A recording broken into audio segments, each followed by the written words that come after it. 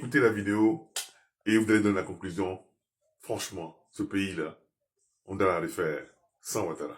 Merci. CFA. Cette somme provient des comptes du Comité national de pilotage des partenariats publics-privés domicilié à la Banque Atlantique Côte d'Ivoire, plus connue sous l'acronyme BACI. Le mécanisme de la fraude présumée s'est articulé autour de deux dates clés, le 2 et le 12 octobre 2023. Durant cette période, le service financier reçoit des notes de transfert pour le compte du CNP-PPP. Le virement a été effectué de la BACI vers une autre institution bancaire, Ecobank. La question centrale que se pose le tribunal est simple mais cruciale. Qui a ordonné ce transfert et surtout qui a effectivement récupéré ces fonds une fois arrivés chez Ecobank? La banque BACI se retrouve alors au centre d'une tempête procédurale pour avoir exécuté des ordres qui, avec le recul, apparaissent comme irréguliers ou du moins contestés par une partie de la direction du CNP-PPP. Les 429 millions, bien que retirés physiquement, semblent s'être volatilisés entre les mains de ce que la presse qualifie de fantômes. C'est ici que l'affaire devient un véritable thriller administratif. Lors des audiences, un conflit de témoignages a mis en lumière un dysfonctionnement majeur au sein du CNP-PPP. D'un côté, nous avons Madame Loubelef Olga Roselyne Toa, qui occupait alors le poste de DAF du CNP-PPP. Elle affirme avoir donné une instruction claire à la gestionnaire de compte par téléphone, ne pas procéder au paiement. Fait troublant. Elle déclare avoir passé cet appel alors qu'elle se trouvait physiquement avec Dali Sene au secrétariat du président du CNP-PPP. Cependant, elle a admis devant la salle d'audience n'avoir jamais informé explicitement Dali Sene qu'elle venait d'ordonner le blocage du virement. De l'autre côté, Dali Sene Patrick aurait envoyé un mail à la banque confirmant l'autorisation du paiement. Pour la banque, ce mail a servi de base légale pour valider l'opération. Madame Nediaï Fatou, la gestionnaire de compte à la BACI, s'est retrouvée prise entre ces deux feux. Elle a admis avoir reçu ces instructions contradictoires, ce qui a provoqué chez elle un malaise profond. Elle rapporte avoir dit à Dali Sene par mail « Je ne suis pas à l'aise avec ça », s'inquiétant ouvertement de l'irrégularité de ces virements massifs. Ce duel d'instructions révèle une opacité totale dans la gestion des flux financiers de l'institution. Le virement vers Ecobank n'était que la première étape. La véritable énigme réside dans le retrait effectif des 429 millions. Une chose est certaine pour l'accusation, l'argent a bien été retiré. Mais par qui ? À ce stade, l'identité des personnes ayant encaissé physiquement la somme reste inconnue, ce qui alimente la thèse de retrait effectuée par des complices ou des fantômes. Pour tenter de lever le voile sur ce mystère, le procureur de la République a formulé une demande capitale, que la banque mette à disposition les enregistrements des caméras de surveillance. Ces images sont considérées comme la preuve ultime qui permettrait d'identifier les visages derrière les signatures de retrait. L'absence de ces preuves visuelles lors des premières phases du procès laisse planer un doute sur l'efficacité des contrôles bancaires et sur l'existence possible de facilitateurs internes au sein des banques. Le tribunal cherche à comprendre comment une telle somme a pu sortir en espèces ou via des chèques sans que des protocoles de sécurité renforcés ne permettent d'identifier formellement les bénéficiaires. La stratégie de la défense menée par Maître Dagbo Pierre repose sur la dénonciation d'un procès qu'il juge incomplet. Pour l'avocat, il est impossible de rendre justice à Dali Sene sans la présence de deux acteurs fondamentaux de cette affaire. Premièrement, le président du CNP-PPP, Moussa Kouyaté. Son absence à la barre est perçue par la défense comme une entrave majeure à la manifestation de la vérité, car en tant que premier responsable de l'institution, sa version des faits sur les processus d'autorisation est indispensable. Deuxièmement, la défense déplore l'absence de représentants d'Ecobank, la banque où les fonds ont finalement été retirés. Maître Dagbo Pierre a exprimé sa frustration face à ce qu'il considère comme une impossibilité d'accéder au fond du dossier. Il soutient que sans ces témoignages, on ne peut pas établir avec certitude qui a bénéficié du détournement. Cette situation prolonge la détention de son client, une détention préventive qui dure depuis janvier 2024 et qui est vécue comme une peine anticipée par l'accusé. Au-delà du cas individuel de Dali Sene, ce procès pose des questions de fond sur la gouvernance des finances publiques en Côte d'Ivoire. Le CNP-PPP est une structure stratégique pour le développement du pays, gérant des partenariats majeurs entre l'État et le secteur privé. La disparition de 429 millions au sein de cette entité jette une ombre sur la transparence et l'éthique de l'utilisation des deniers publics. L'affaire met en lumière des failles dans les procédures de contrôle interne. Comment deux directeurs peuvent-ils donner des ordres opposés sans qu'un mécanisme d'alerte automatique ne bloque les fonds immédiatement? Le rôle de la BACI et d'Ecobank est également scruté. La gestionnaire de compte ayant exprimé ses doutes sans pour autant stopper la procédure interroge sur la responsabilité des institutions financières face au risque de blanchiment et de détournement. Ce procès est donc devenu un symbole de la lutte contre